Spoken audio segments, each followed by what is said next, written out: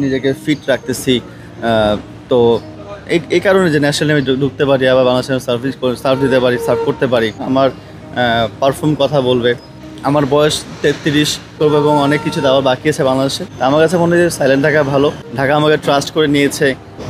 সাব্বির রহমান, ভক্তদের insane craze তার জন্য, শুধুমাত্র আপনাদের জন্য এয়ারপোর্ট পর্যন্ত তাকে চেস করেছি আমরা। তার সাথে কথা বলবো। ভাই, শুরুতে যেটা বললাম, আপনার জন্য ভক্তদের উন্মাদনা, ভালোবাসা অনেক বেশি, তাদের জন্য কি বলবেন? এটা দিয়ে শুরু করি। না, আসলে কিছু বলার নাই। তারা ভালোবাসা সাপোর্ট করে, স্বাভাবিক।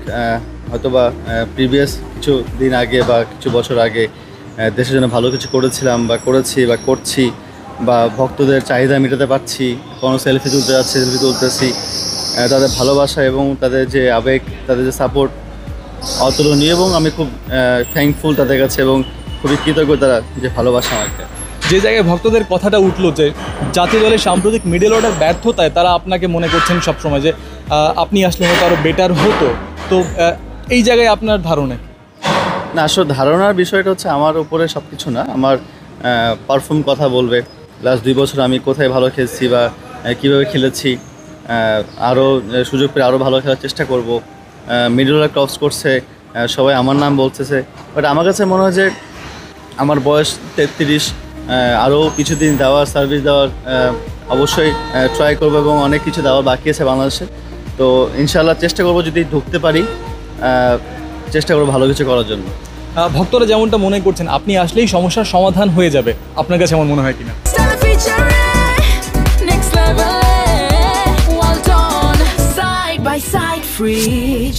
না, সমস্যার সমাধানের বিষয়টা তো আলাদা, বাট যদি সুযোগ পাই অনেকদিন পর খেলতে যাবো, চেষ্টা করবো ভালো কিছু করার জন্য।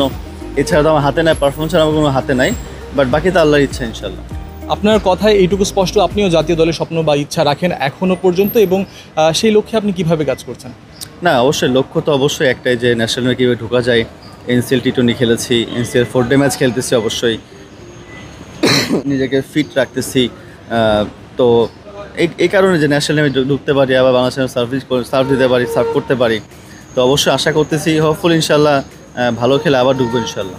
একেবারে রিসেন্ট একটা বিষয়, 2 দিন আগের কথা, আপনি একটা ফেসবুক পোস্টে একটা ইমোজি দিয়েছিলেন চুপ করার, সেটা বিষয় জানতে চাই, ভাবনা কি ছিল বা কারণটা কি জানতে পারি? না, এটা অ্যাকচুয়ালি আমার পার্সোনাল একটা বিষয়। আমার কাছে মনে হয়েছে যে একটু সাইলেন্ট থাকা ভালো। আমি ব্যক্তিগত হিসাবে না, সব কিছু মিলে আর কি, অনেক বেশি আসলে ফেসবুক করলে আমার কথা আসতেছে বা অন্য কিছু আসতেছে। আমার কাছে মনে হয় যে সাইলেন্ট থাকা ভালো। সব কিছু আসলে ব্যাটে বলে জবাব দেওয়ার চেষ্টা করব এবং সামনে যে টুর্নামেন্টগুলো আছে ভালো করার চেষ্টা করব। সেই পোস্টের কথা যখন বলছি, আপনি ঢাকা ক্যাপিটালসের জার্সি পরেছিলেন। ঢাকা ক্যাপিটালস আবারও আসছে, বিপিএলে 5টা দল চূড়ান্ত হয়েছে। ঢাকা ক্যাপিটালসে আপনাকে আবার দেখা যাবে কিনা?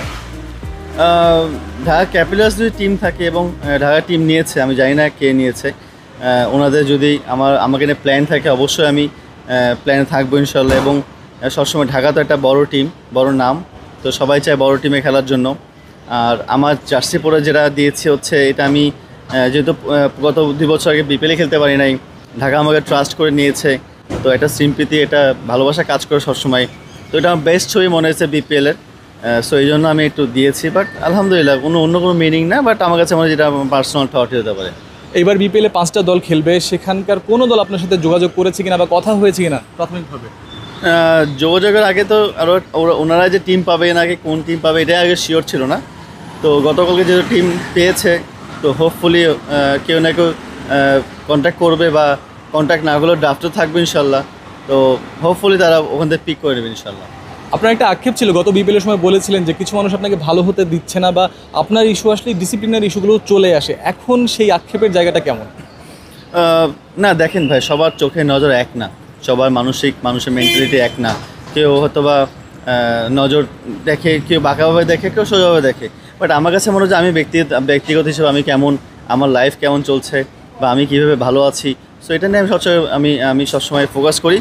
আর মানুষ কী বললো, মানুষের চিন্তা কী, এটা আমি কোনো চেঞ্জ করতে পারবো না।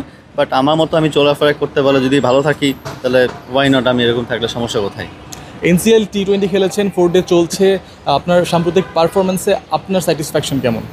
দেখেন, T20 যেটা খেলছে, NCL T20, আপনি জানেন যে আমাদের 2টা ম্যাচ ওয়াশ আউট হয়ে গেছে। একটা ম্যাচ 5 ওভারে হয়েছে, একটা ম্যাচ সুযোগ পাই নাই, 2টা ম্যাচ ব্যাটিং করার সুযোগ পাই নাই। যে কটা ম্যাচ খেলেছে আমার কাছে মনে হয় যে আমি ভালো ম্যাচুরিটি খেলে চেষ্টা করি খেলার জন্য, যখন যেটা রাউন্ড দরকার 13 বলে 15 বলে 30 করেছি, 8 বলে 20 করেছি, যে সুযোগ পেয়েছি কাজে লাগার চেষ্টা করেছি। একটা ম্যাচ আমাকে 100 স্টারকে ব্যাটিং করতে হয়েছে রংপুরের সাথে, সেই ম্যাচও জিতেছি। মানুষ তো সমালোচনা করবে, এটা তো মানুষের কাজ। আমি কতটুকু খুশি আছি, আমি আমার নিজের টেকনিক, নিজের ট্যালেন্ট নিয়ে কতটুকু ভালো আছি, এটা আমার কাছে ইম্পর্টেন্ট। লাস্ট দুইটা প্রশ্ন করব। একটা হচ্ছে আপনি মাঝে বেশ কয়েকটা T10 এর টুর্নামেন্ট খেলেছেন যেখানে প্রথম বল থেকে 6 মারার মানসিকতা থাকতে হয়, সেটা সাব্বিরকে আরও বেশি অ্যাটাকিং করেছে কিনা? অবশ্যই ভাইয়া, আসলে T10 অনেক শর্ট ফরম্যাটে খেলা। আমার কাছে মনে হয় প্রত্যেক ব্যাটসম্যানের T10 খেলার সুযোগ থাকলে খেলা উচিত, কারণ আপনি প্রথম বল থেকে ইন্টেন্ট এমন থাকবে যে আপনি 200 স্টারে 250 ব্যাটিং করতে পারছেন। এবং আমার কাছে মনে হয় যে ওই দুটো টুর্নামেন্ট আমাকে আমার লাইফ চেঞ্জ করে দিয়েছে। ওইখান থেকে পুরো আমার ক্যারিয়ার আরও নতুনভাবে সুন্দরভাবে গুছিয়ে তুলতে পেরেছি। একটা টপিক, সাকিব আল ভাবছেন কেমন কাটছে? না, সাকিবের সাথে তো আমার ইংল্যান্ডে দেখা হয়েছে, কথা হয়েছে। উনি তো ওনার মতো সব লিগ খেলে বেড়াচ্ছে। আমার তো মনে হয় যে আমি যখন ওনার সাথে মাঝে মাঝে কথা বলি যে ভাই আপনি তো ন্যাশনাল টিমে যখন খেলতেন তো এত লিগ খেলার সুযোগ পাইতেন না, এখন সুযোগ অনেক পাচ্ছেন, এনজয় করেন আপনার লাইফ, দেখা যাক কী হয়। আমি তো বলছি হ্যাঁ আলহামদুলিল্লাহ, এখন তো সব লিগে খেলতেছি, এক্সপিরিয়েন্স গ্যাদার করতেছি। তারপর তো এক্সপিরিয়েন্স কম নাই, বাট তারপরেও ওনার যে চিন্তাভাবনা, অবশ্যই উনি ক্রিকেটের মধ্যে থাকতে যাচ্ছে এবং ক্রিকেট খেলতেছে, এটা সবচেয়ে বড় বিষয়। আপনার আরও একটা আক্ষেপের বিষয় হয়তো ছিল, সেটা হচ্ছে একসময় টিকটক ইউজ করতেন, সেই জায়গাতে কিছু সমালোচনা এসেছিল, সেই বিষয়গুলো এখন কীভাবে দেখেন?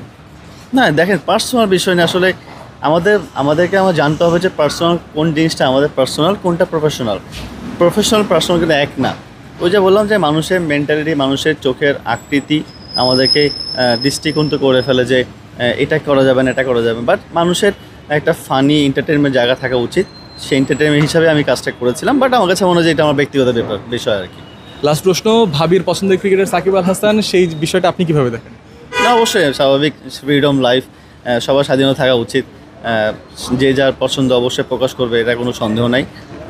তার সাকিব আল হাসানের ফেভারিট প্লেয়ার, সো আমি অ্যাপ্রিসিয়েট করি তাকে অবশ্যই। Thank you so much Sabbir ভাই। দর্শক আপনারা শুনছিলেন, আপনাদের যেমন আশা সাব্বির রহমান জাতীয় দলে খেলবেন, তিনিও সেই আশা ধারণ করেন, সেই লক্ষ্যেই কাজ করে চলেছেন ক্রিক ফ্রেন্ডজিতে। আপনাদেরকে থাকার জন্য ধন্যবাদ।